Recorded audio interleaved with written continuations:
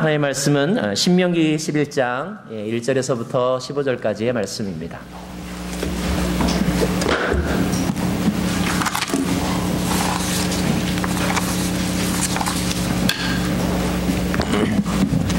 신명기 11장 1절에서부터 15절까지의 말씀을 제가 여러분에게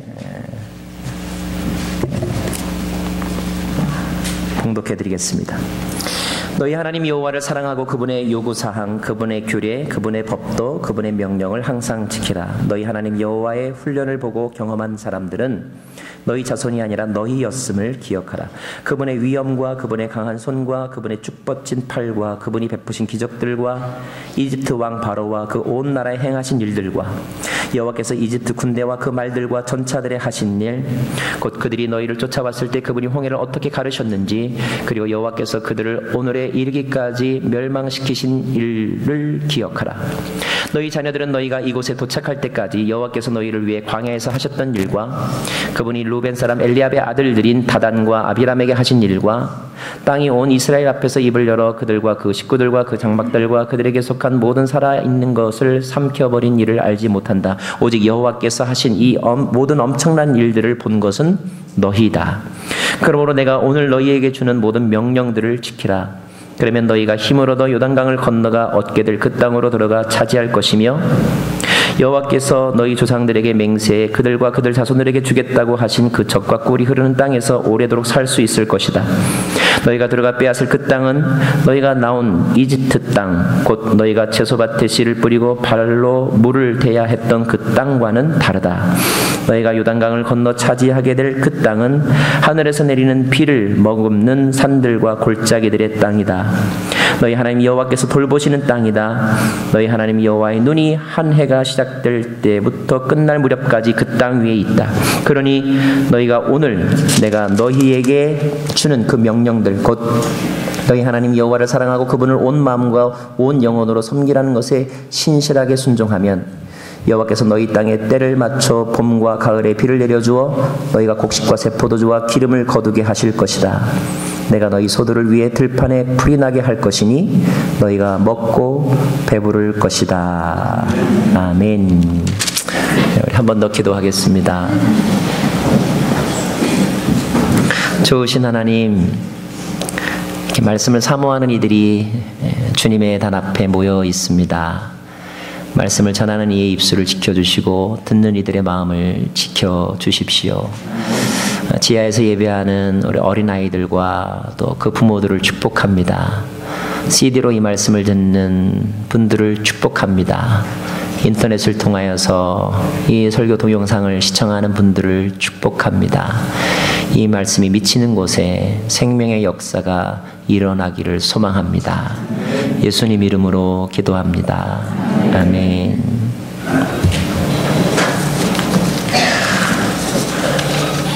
일부 예배를 마치고 어떤 분과 인사를 나눴습니다. 어서 오세요.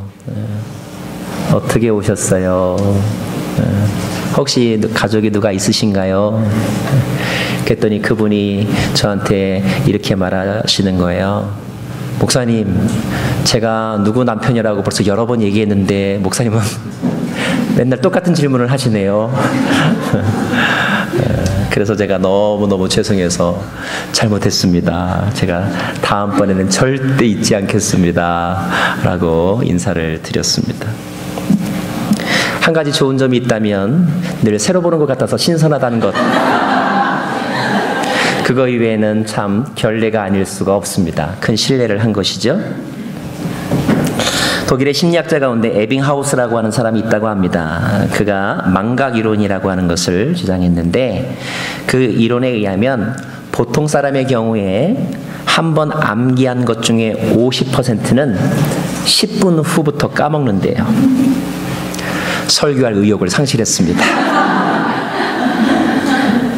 1시간 후에는 그나마 그것의 50%를 잊어버리고요. 하루 뒤에는 70%, 한 달 뒤에는 80%를 기억 못한다고 합니다. 제가 결심했습니다. 여러분에게 지난주 설교가 뭐냐고 묻지 않기로 결심했습니다. 자, 어떻게 하면 오래 기억할 수 있을까? 정답은 반복하는 것입니다. 복습하는 거예요. 그런데 그냥 무조건 복습한다고 해서 기억이 오래 남는 것은 또 아니라고 해요. 그는 사람들의 그 망각 주기 이론을 나름대로 발견해서 그 이론에 맞춰서 복습을 하면 훨씬 더 기억력을 효율적으로 이렇게 지켜낼 수 있다고 주장했습니다. 그의 이론에 의하면 복습은 이렇게 해야 된대요. 혹시 여러분 공부하시는 우리 분들, 아니 우리 평생 공부하는 사람들이니까 머릿속에 입력해 놓으시면 좋을 것 같습니다. 한번 공부한 것을 10분 후에 복습하면 하루 동안 생각이 난대요. 그것을 하루 뒤에 복습하면 일주일 동안 기억이 난답니다. 일주일 뒤에 한 번 더 복습하면 한 달 동안 지속이 된대요. 한 달 뒤에 한 번 더 복습하면 6개월 동안 기억에 남는다고 합니다. 그러니까 4번 복습을 해야 되는데 4번 복습을 그냥 무조건 밤새기식으로 하지 말고 그 망각, 잊어버리는 주기에 맞춰서 잊어버릴 때쯤에서 한번 보고 또 잊어버릴 때쯤에서 한번 보면 훨씬 더 오래 지속이 된다. 이런 그런 이론입니다. 자, 이렇게 복습과 반복이 중요한 이유는 잊어버리지 않기 위해서겠죠. 왜 잊어버리지 말아야 하는가? 중요하기 때문에 잊어버리면 안 되는 것입니다. 또 하나 우리가 반복하는 또 다른 이유가 있어요. 잊어버리지 않게 하기 위해서 반복하는 이유도 있지만 또 하나의 이유는 아직까지도 말귀를 못 알아들어서 반복하는 경우가 있습니다. 대개의 경우 아내들은 했던 얘기를 또 하고 했던 얘기를 또 하고 했던 얘기를 또 하죠. 그러면 남편들은 이제 짜증을 냅니다. 그만 좀 하라고 그러죠. 근데 그만 좀 하라고 반박하기 전에 한 번쯤 이렇게 생각해 보면 어떨까요? 아하, 아직까지 저 사람은 그 사람이 한 말을 내가 이해하지 못하고 있다고 생각하는구나. 그래요. 나는 메시지를 전했지만 그 사람이 마음으로 내 메시지를 받아들이지 않았기 때문에, 클릭되지 않았기 때문에 했던 얘기를 또 하고 했던 얘기를 또 하는 것이지요. 오늘도 하나님은 우리에게 반복해서 말씀하세요. 중요하기 때문에 반복하시는 거고요. 또 하나는요, 아직까지도 못 알아듣고 아직까지도 귀로만 들었지 마음으로 새기지 않는 사람들이 많이 있기 때문에 그래서 반복하시는 것입니다. 신명기를 보면 같은 표현이 참 많이 나오지 않습니까? 자, 오늘 반복하여 말씀하시는 메시지는 무엇인가? 오늘 1절부터 15절까지를 읽었는데 저는 오늘 말씀을 크게 두 파트로 좀 나누고 싶습니다. 첫 번째 부분은 하나님께서 하나님 자기 자신에 대한 것을 우리에게 반복하여 설명하세요. 다른 말로 하면 은혜에 관한 것을 설명하십니다. 그리고 이 부분은 우리가 하나님을 사랑해야 되고 우리가 하나님의 말씀을 지켜야 되는 그 이유가 되기도 하거든요. 1절부터 7절까지의 말씀인데 우리 저와 여러분 한번 서로 교독하면서 읽기를 원합니다. 제가 먼저 읽겠습니다. 너희 하나님 여호와를 사랑하고 그분의 요구사항, 그분의 규례, 그분의 법도, 그분의 명령을 항상 지키라. 2절 너희 하나님 여호와의 훈련을 보고 경험한 사람들은 너희 자손이 아니라 너희였음을 기억하라. 그분의 위엄과 그분의 강한 손과 그분의 쭉 뻗친 팔과 그분이 베푸신 기적들과 이집트 왕 바로와 그 온 나라에 행하신 일들과 4절 여호와께서 이집트 군대와 그 말들과 전차들에 하신 일 곧 그들이 너희를 쫓아왔을 때 그분이 홍해를 어떻게 가르셨는지 그리고 여호와께서 그들을 오늘에 이르기까지 멸망시키신 일들을 기억하라. 다시 말하면 하나님이 얼마나 위대하신 분이신지 위대한 능력을 가지신 분인지를 너 생생하게 기억해야 된다 하는 것입니다. 가끔 우리가 큐티하거나 할 때 이런 질문을 하죠. 혹시 이번 주간에 하나님의 손길을 느끼신 적이 있으면 한번 얘기해 보세요. 그러면 다들 이렇게 당황들을 하시죠. 할 말이 생각나지 않기 때문입니다. 참 이상해요. 안 좋은 기억은 금세 생각이 나는데 좋은 기억은 이렇게 웬만한 사건이 아닐 때는 이렇게 아주 사전을 뒤적이듯이 찾아 헤아야만 기억의 창고들을 이렇게 열어보아야만 그때야 비로소 이렇게 기억이 나곤 합니다. 그 기억하는 과정 자체가 힘들기 때문에 어떤 분들은 저는 별거 할 말이 없습니다라고 이렇게 스킵하는 경우들이 있어요. 근데 여러분의 경건의 훈련 가운데 참 중요한 것은 하나님께서 내 삶 가운데 그분의 손길이 미치셨던 부분들을 의식적으로 awareness, 의식적으로 끄집어내서 자꾸 고백하는 것, 굉장히 중요한 영적 훈련입니다. 경건의 훈련이기도 해요. 왜냐하면 사단은 우리로 하여금 하나님을 잊어버리게 만드는 거죠. 그래서 마치 하나님 없이도 살아온 것이냐 우리를 착각하게 만듭니다. 그런 일이 반복되고 반복되면 우리는 이제 교만한 사람이 되는 거죠. 하나님이 없다라고 말하는 어리석은 인생이 되는 것입니다. 처음에는 별 차이가 없는 것 같지만 그들의 인생의 마지막은 엄청난 차이점이 있게 되는 거죠. 그래서 우리가 서로에게 물어볼 때 그런 질문을 하는 것에 대해서 여러분 너무 부담 느끼지 마시고, 서로 생각이 안 났다 할지라도 그 질문 때문에 한 번쯤 더 생각해 보면, 마치 상영 중인 영화관에 갑자기 들어가면 깜깜해서 아무것도 보이지 않지만, 그러나 그곳에서 잠잠히 움직이지 않고 가만히 있으면 이제 동공이 열리면서 하나하나 모습들이 보이는 것처럼 우리의 기억, 희미한 저편 속에 있는 그러나 부정할 수 없는 하나님의 흔적들이 생생하게 떠오르기 시작하는 것입니다. 그것을 떠오르게 될 때 우리의 마음 가운데 감사가 있죠. 은혜에 대한 생각이 소생하게 되는 거예요. 우리가 살아있는 리빙 빙이 되는 것입니다. 눈 뜨고 있다고 호흡한다고 해서 다 사람이 아니잖아요.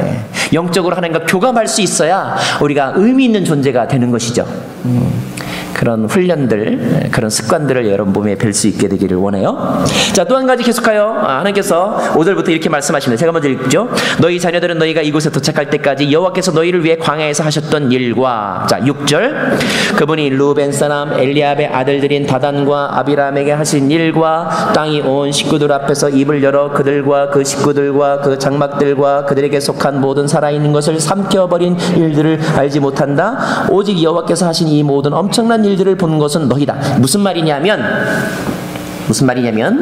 고라라고 하는 사람, 다단이라고 하는 사람, 아비람이라고 하는 사람이 있었는데, 그 고라, 다단, 아비람과 같은 사람이 어느 날 모세를 향하여 반역을 시도하죠. 너만 지도자냐? 나도 너만큼 배웠다. 너만 나이가 많냐? 나도 너만큼 나이가 있다. 하나님이 너만 선택하셨냐? 나에게도 그런 기회를 주시지 않겠느냐? 이제 그런 마음으로 이제 모세를 향하여서 대적하게 되는 사건이 있죠. 그때 하나님께서 그 일을 매우 진노하셔서 심판하시죠. 땅이 갈라지고 그 사람들이 다 죽게 되는. 자, 그것도 기억하라는 거예요. 무슨 말이냐면 하나님께서 행하신 위대한 은혜의 일도 기억해야 되지만, 하나님께서 행하신 그 진노, 하나님의 그 무서우신 분, 무서운 성격, 그것도 너희들 기억하라, 이 말씀입니다. 이 말씀입니다. 위대하신 하나님을 기억할 때 우리는 하나님을 사랑하게 되고요, 무서우신 하나님의 진노를 생각할 때 우리는 하나님을 경외하게 되는 것입니다. 사춘기 자녀들이 언제부터 아빠를 안 무서워하죠? 아빠를 무서워하지 않게 되면 그때부터 이제 자꾸만 이렇게 충돌이 생기게 되는 거죠. 대부분은 이제 다시 또 돌아옵니다. 아빠에 대한 존경심도 다시 회복하게 되고, 또 아빠에 대한 고마운 마음도 회복하게 되죠. 근데 그중에 어떤 사람들은 이제 그 길로 그냥 대책 없이 뻗쳐나가는 경우들이 있지요. 자기가 대단한 것이냐 착각하는 것입니다. 그러나 그 마지막은 비극적인 결말을 되게 맞이하게 되죠. 자, 하나님께서 반복하여 말씀하시는 것은 하나님의 위대하심과 하나님의 경외해야 될 하나님을 잊지 말아라 하는 것입니다. 자, 두 번째 부분은 땅에 관한 것입니다. 땅에 관한 것. 그리고 두 번째 부분을 저는 비전에 관한 것이라고 설명하고 싶어요. 비전에 관한 것입니다. 앞으로 되어질 일에 대한 것입니다. 첫 번째 부분이 과거를 떠올림으로 하나님의 은혜와 하나님의 위엄을 기억하는 것이라고 한다면, 두 번째 파트는 앞으로 일어날 일들에 대하여서 설명해 주심으로 그들의 마음을 이끌어 가시는 하나님의 메시지입니다. 자, 비전이라는 단어를 오늘 함께 좀 나눠보고 싶어요. 자, 비전이란 무엇인가? 비전은 지금 여기에 관한 것이 아니라 언젠가 거기에서 일어날 일, 이것이 바로 비전이죠. 비전. 은혜가 과거에 대한 고백이라면 비전은 미래에 관한 것입니다. 그런데 성경을 보면 성경은 전체적으로 비전이 참 중요하다고 우리에게 강조해주고 있어요. 비전이 왜 중요하냐면, 비전을 꿈이라고 해도 좋고, 또 목표라고 해도 좋고, 또 목적이라고 해도 좋습니다. 왜 이것이 중요하냐면, 비전이 없으면 망하기 때문이에요. 망하기 때문에. 성경에 묵시가 없으면 백성들이 방자하게 행한다, 이런 표현이 있습니다. 다시 말하면 비전이 없으면, 인생의 목표가 없으면 자기의 삶을 아무렇게나 살아가기 시작한다는 거예요. 떠났지만 갈 곳이 없다면 그것은 여러분 자유가 아니라 방황입니다. 떠나는 것만큼, 아니 떠나는 것보다 더 중요한 것은 어디로 갈 것인가에 대한 목적을 정하는 거예요. 적지 않은 사람들이 지금 있는 상황이 너무너무 싫어서 탈출을 시도합니다. 벗어날 수만 있다면, 이 지옥 같은 이 집구석에서 벗어날 수만 있다면, 이 학업의 눌림으로부터 내가 벗어날 수만 있다면. 그래서 탈출하는 것 자체가 목적이어서 뛰쳐나가는 사람이 있어요. 하지만 벗어났지만 갈 곳을 찾지 못하면 어떻게 됩니까? 가출 청소년들의 위험이 뭔지 아시죠? 그들은 나름대로 부모에 대해 불만이 많습니다. 맨날 싸우는 엄마 아빠 때문에 살기가 싫어요. 그래서 뛰쳐나갑니다. 근데 막상 나와봤더니 갈 곳이 없는 거야. 사람들은 저녁 때가 되면 다 자기 집으로 가는데 수많은 집들 중에 자기가 들어갈 집이 없는 거죠. 길거리를 헤매게 됩니다. 그러면 나쁜 사람들, 나쁜 의도를 가진 사람들이 그에게 와서 유혹하고 그를 이제 더 깊은 수렁으로 빠뜨리게 되는 것이죠. 광야 이스라엘 백성들의 삶이 마치 그러했습니다. 자, 광야 이스라엘 사람들의 삶은 구조적으로 보면 그들이 400여 년 동안 이집트에서 노예 생활을, 노예와 같은 삶을 살았어요. 지긋지긋했을 것입니다. 어떤 사람은 뭐 죽지 못해 산다라고 이렇게 푸념하는 사람들이 있었을 거예요. 그렇게 살아가는, 하루하루 살아가던 그들에게 어느 날 모세라고 하는 사람이 나타나서 자, 이 지긋지긋한 삶의 종지부를 찍자, 이런 삶을 끝장내자 라고 말하고, 그리고 그들과 더불어 탈출을 시도합니다. 아마 얼떨결에 따라 나선 사람들도 많을 거예요. 물론 이스라엘 사람이지만 따라나지 않은 사람도 더러 있었고요. 자, 그들은 짐을 바리바리 싸서 짊어지고 그리고 나섰습니다. 홍해를 건넜습니다. 그런데 그 중에 상당수의 많은 사람들이 탈출하는 것만 생각을 했지 어디로 갈 것인지에 대해서 명확한 그림이 없었다는 거예요. 물론 모세는 지도자로서 그들에게 분명하게 말했습니다. 우리는 앞으로 어느 곳으로 갈 것이다. 목적지, 좌표를 설명해 주었어요. 그러나 대부분의 많은 사람들은 그 이야기가 들어오지 않았어요. 왜? 어떤 사람에게는 탈출했다고 하는 사건 자체가 너무나 컸기 때문에 그 다음 소리가 들리지 않았어요. 어떤 사람에게는 그 말을 들었지만 그 말이 너무나 허무맹랑하거나 그냥 꿈과 같았기 때문에 긴가민가해서 그것이 귀로만 들렸지 마음속에까지 자리 잡지 못했어요. 클릭되지 못했다는 것입니다. 그러나 이미 출발되었기 때문에 그냥 이도저도 아니고 그냥 군중으로서 따라가고 있는 거예요. 그렇게 탈출했지만 어디로 가야 될지에 대한 분명한 좌표 없이 그냥 무릿속에서 따라가던 사람들이 200만 중에 대부분이었다는 것을 우리는 민수기를 읽어보면 이렇게 추측할 수가 있습니다. 비단 이스라엘 백성들만이 그러할까요? 어떤 공동체든지 가만히 보면 흔히들 말하기를 20%의 사람과 80%의 사람, 이런 비율, 파레토 원리라는 게 있죠. 경제학에서 나온 것이지만 사실 분명한 어떤 목적의식을 가지고 문제의식을 가지고 그 디시전 메이커 또는 디시전 메이킹 그룹이 되어서 주도적으로 자신의 인생의 미래와 운명을 결정하는 데 나서는 사람은 그렇게 많지 않습니다. 대부분의 사람들은, 대다수의 사람들은 그냥 그렇게 따라가는 거예요. 그냥 이런 상황에 이끌려가는 것입니다. 뒤처지지 않으면 그나마 감사한 것이죠. 그리고 그들은 기다리고 있습니다. 무엇을 기다립니까? 자기들이 따르는 리더가 그들에게 무엇을 그리고 어디로 가야 될지 말해주기를 기다리고 있는 것이죠.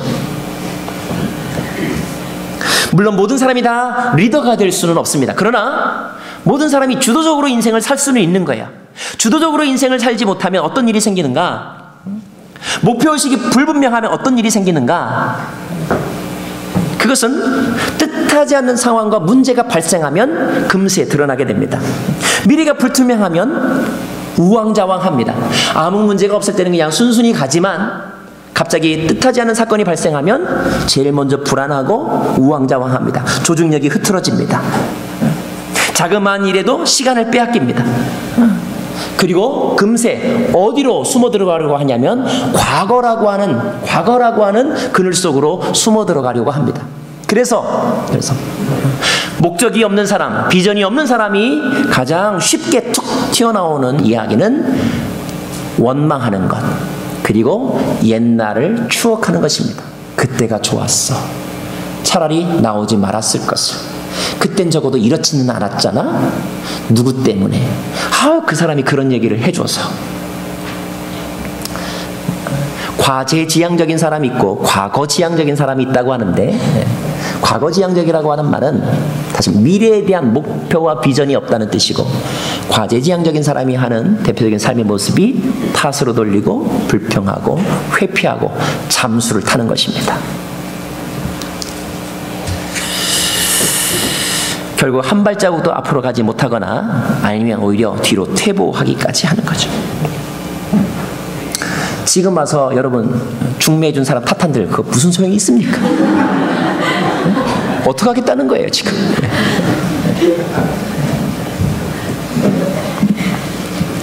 자, 비전이란 무엇인가? 비전이란 우리를 향한 하나님의 뜻입니다. 비전에 대한 중요한 정의입니다. 비전은 내가 세우는 인생의 목적이 아닙니다. 적어도 신앙인들에게 있어서 비전이란 나를 향한 하나님의 계획, 이것이 비전입니다. 비전은 우리의 삶을 가치 있게 합니다. 우리의 인생이 가치 있는 것은 우리가 하나님과 통행하며 영적으로 의미 있는 삶을 살기 때문에 중요하고 가치가 있는 것이죠. 나를 향한 하나님의 계획하심이 있을 때 그것이 가치 있는 것이죠. 비전은 우리의 삶을 질서 있게 만듭니다. 목적의식이 분명한 사람은 그것 때문에 이제 해야 될 일과 하지 말아야 될 일, 중요한 일과 중요하지 않은 일, 긴급한 일과 긴급하지 않은 일, 우선순위를 정할 수 있습니다. 그리고 우선순위에 따라서 어떤 것은 과감하게 포기하기도 하고 어떤 것은 다른 것을 끌어들여서라도 그 일을 하기 위하여 집중하기도 합니다. 비전을 가진 사람, 목적의식이 분명한 사람은 질서가 있다는 거예요. 목표가 없는 사람은 이런들 어떠하리 저런들 어떠하리, 바람 불면 이쪽으로, 반대로 불면 반대쪽으로.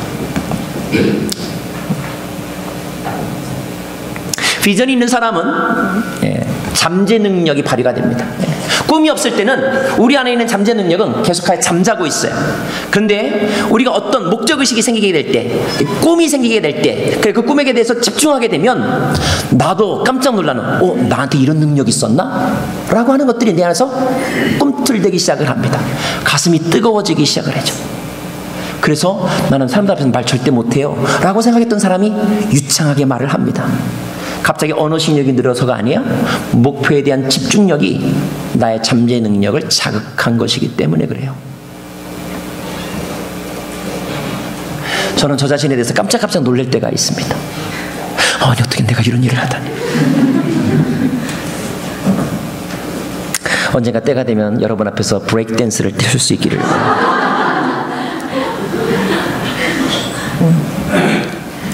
비전이 가지고 있는 또 하나의 중요한 의미는, 비전은 현재의 고난을 인내하게 만든다는 거예요.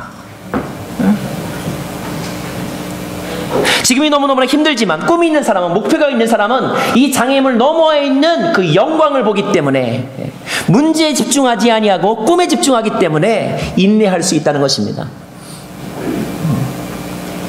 이등병의 꿈은 말년병장 제대하는 날짜입니다. 그래서 참는 거죠. 유학원 친구들의 꿈은 무엇입니까? 여기서 언어와 학위 과정을 마치면 혹시 한국에서 어떤 대학교에서 나를 콜할지도 몰라. 이런 바람들인 거죠. 여러분이 오늘도 개업식을 하고 많은 돈을 끌어들여서 투자해서 새로운 비즈니스를 오픈하는 이유는 망할 걸 생각하고 하지 않죠. 다른 사람은 다 안 돼도 내가 이런 방법으로 하면 될 거야.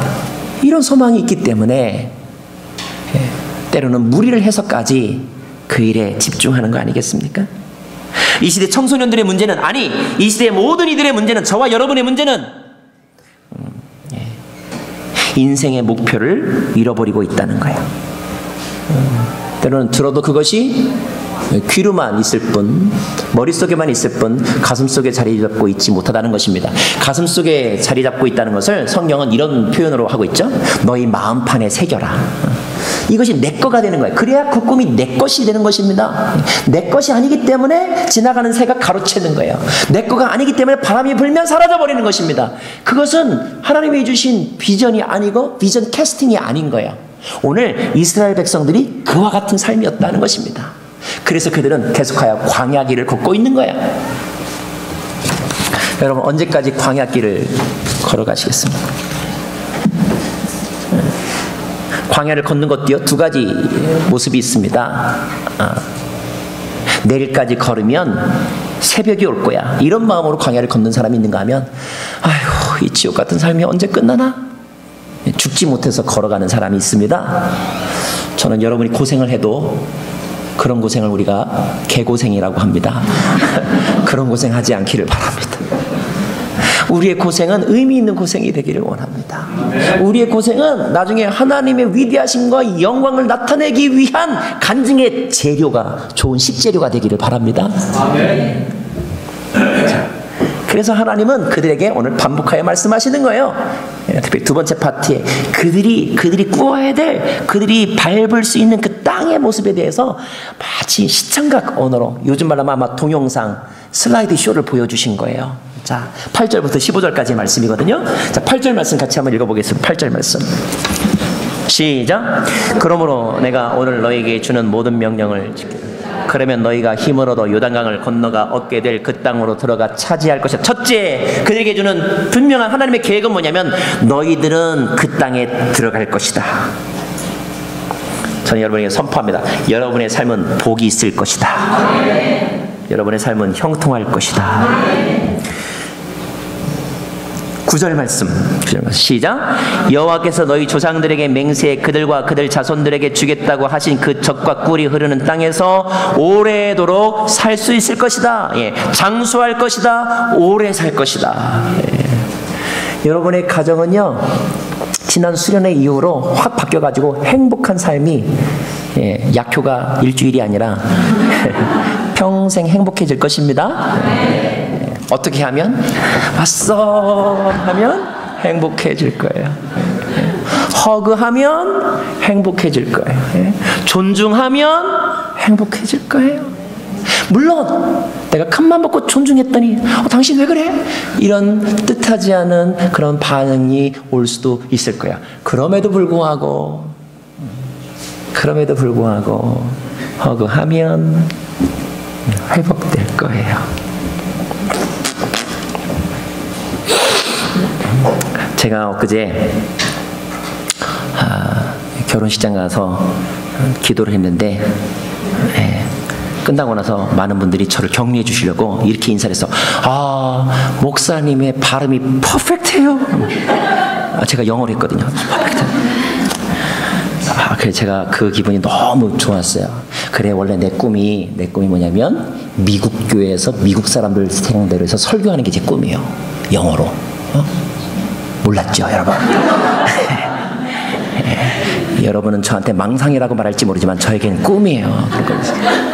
그래서 제가 그런 칭찬을 들으니까 너무 좋아가지고, 제가 다른 사람이 막 칭찬하는 거는 사실 조금 의미가 반쯤 왔는데, 누가 칭찬해줘서 내가 진짜라고 믿었냐면, 우리 1.5세인 우리 마이크가 저한테 그랬거든요. 집에 와가지고 제 딸들한테 자랑해서, 얘들아, 아빠가 말이야 오늘 세레모니에서 영어로 했는데 거기 있는 사람들이 아빠 발음이 너무너무 좋다고 했어요. 그랬더니 제 딸들이 아빠 한번 해봐 그러더라고요.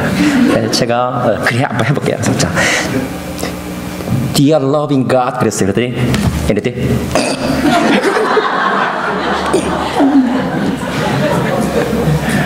제가 그랬어요. 너희들이 아무리 나를 비웃어도 나는 계속 할 거야. 사랑하는 여러분, 여러분의 가정에 행복이 찾아올 것입니다. 사단이 조롱할지라도, 산발락과 도비아가 여러분을 조롱할지라도 여러분의 가정에 하나님의 성벽은 세워질 것입니다. 10절 말씀, 10절 말씀. 시작. 너희가 들어가 빼앗을 그 땅은 너희가 나온 이집트 땅, 곧 너희가 채소밭에 씨를 뿌리고 발로 물을 대야 했던 그 땅과는 다르다 그랬어요. 주님이 우리에게 뭐라고 말씀하시냐면, 내가 이제부터 너희들에게 주는 새로운 날은, 아니 내가 오늘 너에게 준 오늘이라고 하는 시간은 너의 어제와는 다를 것이다. 나는 창조자가 아니더냐? 나는 창의력이 풍부한 이가 아니더냐? 나는 네가 이제까지 경험해봤던 것과는 전혀 생소한, 낯선, 기상천외한 그런 은혜를, 그런 기쁨을, 그런 감동을 너에게 줄 것이다. 너의 경험으로, 너의 상식으로 앞으로 너에게 일어날 일을 제한하지 말아라. 너의 수학적 숫자로 내가 너에게 부어줄 부흥의 숫자와 내가 너에게 줄 축복의 숫자를 제한하지 말아라. 내가 이제부터 내가 마음만 먹어 너에게 부어준다면, 내가 부어주는 은혜는 네가 이집트에서 누렸던 것과는 하늘과 땅으로 차이가 있을 것이다. 사랑하는 여러분, 장차 여러분이 누릴 영광과 행복은 이제까지 여러분이 가장 사랑했을 때 느꼈던 것보다 더 놀라울 일들이 생길 거예요.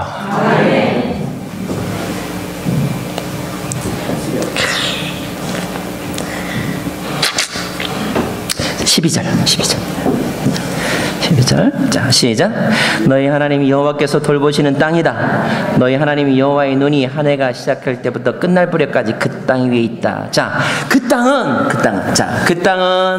너희들이 들어갈 것이고, 너희들은 그 땅에서 오래 살 것인데, 그 땅은 이집트 땅과는 전적으로 다른 땅이고, 그 땅이 다른 가장 본질적인 이유는 그곳이 기후가 달라서, 토양이 달라서, 여호와께서 돌보시는 땅이다. 아멘.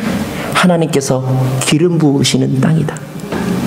네가 이제부터 말씀에 순종하여 노력하여 얻는 행복은 네가 어디 상담기관에 가서 받은 그 방법론으로 해서 이루어지는 행복이 아니라, 내가 기름 부어 감동을 불러일으키고 느끼게 하는 기쁨이다. 그 기쁨은 형용할 수가 없는 것이다. 하나님께서 이렇게 말씀하시는 거예요. 이런 말을 할 때, 와, 저는요, 이 말씀을 막 읽는데, 막 이렇게 막 눈에 막 선명하게 막 느껴지는 거예요. 제 눈에서 눈이 이렇게 막 튀어져 나올 것 같아요. 막 이게 느껴져서. 여러분, 우리가 지난주에 수련회 했는데요. 수련회 가운데 우리가 조별로 이렇게 게임하는 게 있었어요. 여러분, 어떤 게임이 제일 기억에 남으세요? 그 게임 중에 블록 복제하기라고 하는 게임이 있어요. 그죠? 이제 이렇게 레고로 이렇게 어떤 모양을 만들었죠. 그것을 한 사람이 보고 그것을 중간 전달자에게 설명을 합니다. 중간 전달자는 그 설명을 내용을 듣고 팀원들에게 가서 팀원들과 함께 자기가 전달받은 그 내용의 그림을 다시 이제 블록으로 만드는 거잖아요. 그죠? 여러분, 그 게임의 취지와 목적이 뭔지 아세요? 아마 에론 전도사님이 설명했을 거예요. 그 게임의 취지와 목적은 비전에 관한 거예요. 비전에 관한 거. 자, 어떤 사람이 남들이 보지 못하는 새로운 모습을 보았어요. 자, 가나안 땅을 보았어요. 자, 그 본 것을 이제 설명을 하는 것입니다. 중간 전달자에게 설명을 하는 거야. 그 땅은 이렇게 생겼고, 그 땅은 어떠할 것이며, 그 땅의 특징은 무엇이고, 이렇게 다 설명을 해요. 네모난 모양, 세모난 모양, 빨간색, 파란색 설명을 합니다. 자, 그것을 전달받은 사람이 팀원들에 가서 얘기를 하는 거죠. 근데 중간에 여러 가지 변수가 있어요. 그 변수 때문에 그 팀원들은 원래 오리지널 쉐입보다 전혀 동떨어진, 전혀 생뚱맞은, 전혀 다른 어떤 쉐입을 만들기도 합니다. 그것은 비전이 제대로 전달되지 않았다는 거예요. 또 비전을 전달을 했지만 전달자만 있었을 뿐 수신자가 아직 그것을 캐스팅하지 않았다는 뜻입니다. 왜 전달되지 않았을까? 잘 설명하지 못했거나 아니면 잘 듣지 않았기 때문이에요. 사실 인간의 언어는요, 우리가 느끼고 있는 감정을 다 표현하기에 때로는 너무나 부족하다고 느낄 때가 있어요.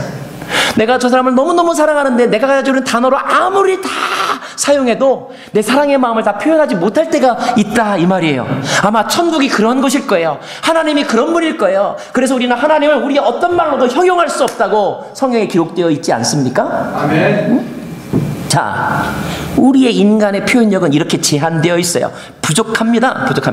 그러나 부족한 중에라도 그래도 최선을 다하여서 전달하려고 설명하고, 중요한 것은 듣는 사람이 개인적인 생각이나 선입관이나 잡다한 생각을 떨쳐버리고 거기에 포커스, 집중해서 컨센트레이션해서 그 이야기를 잘 들으면 그래도 오리지널과 100% 싱크로율이 있지는 않지만 그래도 한 80% 아니면 90% 이렇게 비스무리한 그런 블록을 만들 수 있을 거예요. 그러려면 정확한 설명이 필요하고 정확한 경청이 필요한 거겠죠. 그런데 대부분 그런 것들을 잘 하지 못해요. 비전이 그래요. 하나님의 나라에 대한 비전이 그러합니다. 수많은 사람들이, 예언자들이, 그리고 성경이 우리에게 하나님 나라에 대해서, 하나님의 사랑에 대해서 설명해주고 있어요. 그런데 사람을 거치면서, 메신저들을 거치면서, 게다가 내가 가지고 있는 여러 가지 사건들이 막 복잡하게 얽매이면서 우리는 원형 그대로의 사랑, 원형 그대로의 하나님의 나라를 그대로 우리가 다운로드하지 못하고 있는 거예요. 비전을 캐스팅하고 있지 못하다는 것입니다. 저는 오늘 이 말씀을 읽으면서 모세가 이 말씀을 이렇게 잘 설명하는데 갑자기 이런 질문이 들었어요. 모세가 가나안 땅이 이렇다는 것을 어떻게 알았지? 이런 생각이 들었어요. 여러분, 너무너무 재미있는 거는요, 모세는요 가나안 땅에 한 번도 들어가 본 적이 없는 사람이에요. 이집트 왕자로 있을 때도 가나안 땅에 가본 적이 없었고 40년 동안 미디안에서 살았을 뿐 가나안 땅에 가본 적이 없는 사람이에요, 모세는. 그리고 모세는 죽을 때에도 가나안 땅에 못 들어가 본 사람이에요. 한 번도 가나안 땅에 들어가 보지 못한 사람이 가나안 땅에 가본 사람보다 더 생생하게 지금 설명을 하고 있어요. 가데스 바네아라고 하는 곳이 있었습니다, 여러분. 가데스 바네아에서 모세 지시에 따라서 10명의 정탐꾼을 뽑아가지고 가나안 땅을 직접 갔다 왔어요. 자, 그들의 민족이 가나안 땅에 들어가기 전에 가나안 땅을 갔다 온 사람은 딱 10명밖에 없었어요. 10명. 10명은 직접 보고 온 사람들입니다. 모세는 직접 가본 적이 없는 사람이에요. 그런데 너무 놀랍지 않습니까, 여러분? 10명 중에 8명은 그들이 보았던 비전, 하나님께서 그들에게 주시고자 했던 선물과 그 계획에 대해서 그들은 명쾌하게 설명하지도 못하고, 그리고 그 설명에 맞는 마음들을 이끌어내지도 못해요. 아니, 오히려 그들은 부정적인 생각으로, 할 수 없다는 생각으로, 메뚜기와 같은 사고방식으로 하나님이 주신 그 엄청난 비전을 요만한 것으로 바꿔버리고, 아니, 쓰레기통에 집어 던져버렸어요. 가보지 않았던 모세는 오히려 가본 사람보다 더 생생하게 그 비전을 지금 선포하고 있습니다. 반복하여 설명하고 있는 거예요. 그리고 그 비전으로 사람들이 이끌어가고 있는 거예요. 이 모세의 말을 듣고 어떤 사람들의 마음 가운데 100명 중에 100명의 다는 아니지만 그 중에 일부는 다시 한번 그 마음속에서 꿈이 되살아나고 열정이 되살아나고 잠재운력이 되살아나서, 그래, 한번 해봐야지, 힘들지만 이 광야는 통과할 만한 가치가 있는 거야, 포기하지 말아야지 라고 다시 일어서고 있는 거예요. 누가 진정한 비전으로인가? 아, 깨달았어요. 비전은 눈으로 보는 것이 아니구나. 비전은 믿음으로 보는 것이구나.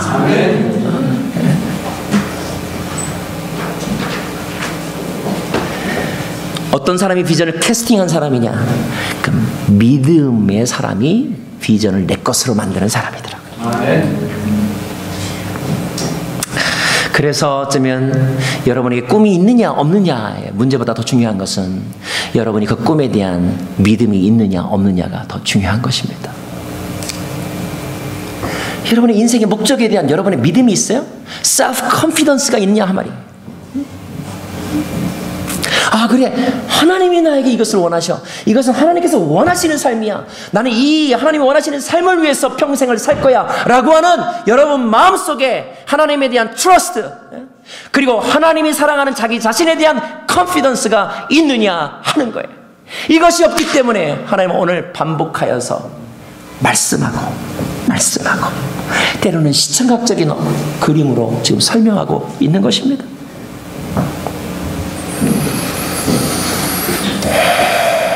하나님이 주신 비전, 그 비전에 대한 믿음은 비전을 끝까지 지켜내는 거죠. 그래서 그 비전에 이끌려 맞는 삶을 사는 것입니다. 우리 교회 비전이 무엇입니까? 온누리교회 비전은 액트 29이에요. 여러분, 액트 29는 뭔지 아십니까? 액트 29이란 사도행전적 교회로서 사도행전을 계속 써가는 교회가 된다는 거예요. 이것에 대해서 온누리교회 성도, 온누리교회 액트 29 비전을 캐스팅한 사람이라면 이런 구호만을 설명하는 게 아니라 온누리교회 비전이 액트 29이래 이게 아니라 여러분의 언어로 오늘 모세처럼 생생하게 막 눈에서 막 불이 툭툭 튀어나올 것 같이 듣는 사람이 막 가슴이 뜨거워질 정도로 이것을 설명할 수 있어야 돼요. 그런 사람이 비전을 캐스팅한 사람입니다. 사도행전적 교회, 사도행전적 성도의 모습은 무엇입니까?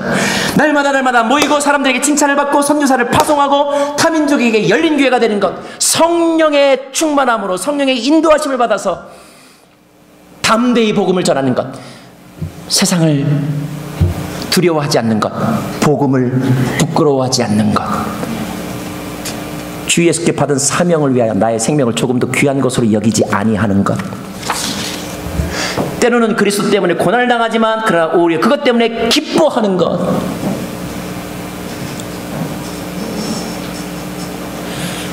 제가 내심 충격을 받았던 일이 있었는데 오늘께서 파송한 선교사님 가운데 한 분이 성지 현장에서 돌아가셨어요. 너무 안 됐잖아요. 슬프고.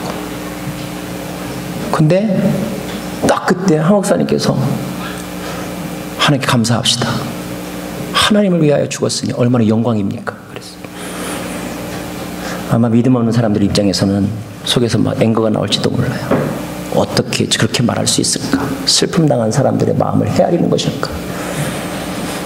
그런데 그게 비전의 사람의 선언이더라고요. 저는 여러분에게 축복하고 도전하고 싶습니다. 오해 없이 들으시기 바랍니다. 기왕 죽을 거 순교하며 죽으시기 바랍니다.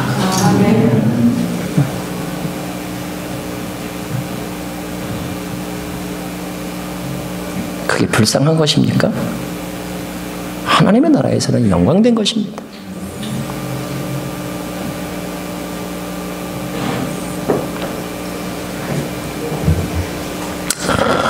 사도행전적 교회는 당시의 세계 중심이었던 로마에 들어가서 사도행전적 액트 29의 교회는 이 세상의 중심인 정치와 인터넷, 문화와 상업 속으로 들어가서 복음의 씨앗을 뿌리는 것이 우리의 비전입니다. 아직도 우리 교인들 가운데 이런 비전을 캐스팅하지 못하신 분들이 있어요. 그냥 온누리교회 유명한 교회, 전 세계적으로 많은 교회가 있는 교회, 기왕이면 그런 교회 한번 나가볼까? 이렇게 마음을 가지신 분도 혹시 계실지 모르겠어요. 하루속히 그런 마음이 씻겨나가기를 바랍니다.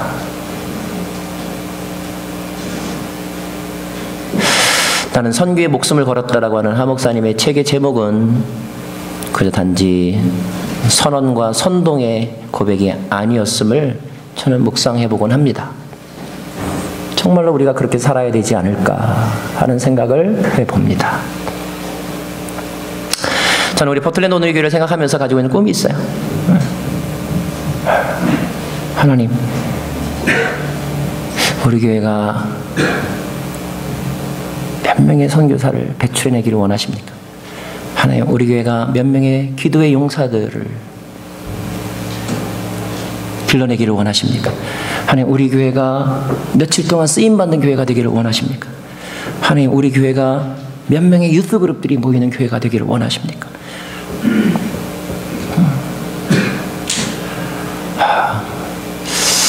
저는 우리 교회가 부흥해야 될 이유가 있는데 숫자적으로도 부흥해야 되고 또 말씀, 성령, 은혜 충만해야 될 이유가 있는데 그것은 우리 교회가 해야 될 일이 많기 때문입니다. 아멘.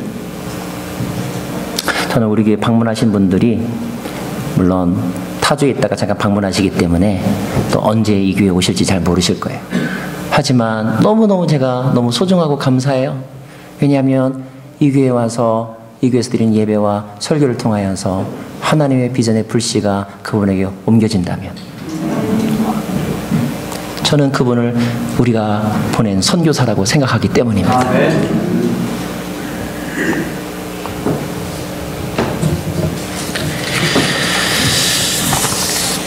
저는 우리 교회가 7days, 24hour 기도하는 집이 되기를 꿈꿉니다. 300명의 기도의 용사들로 기도가 이어지기를 꿈꿉니다. 500명의 유스 그룹을 꿈꿉니다. 선교사들을 훈련시키고 파송하고 선교 후에 그들의 삶을 서포트할 수 있는 그런 교회가 되기를 원합니다. 아멘. 적어도 포틀랜드 온누리교회면 포틀랜드의 온 세상을 휘젓고 다니는 교회가 되기를 소망합니다. 아멘.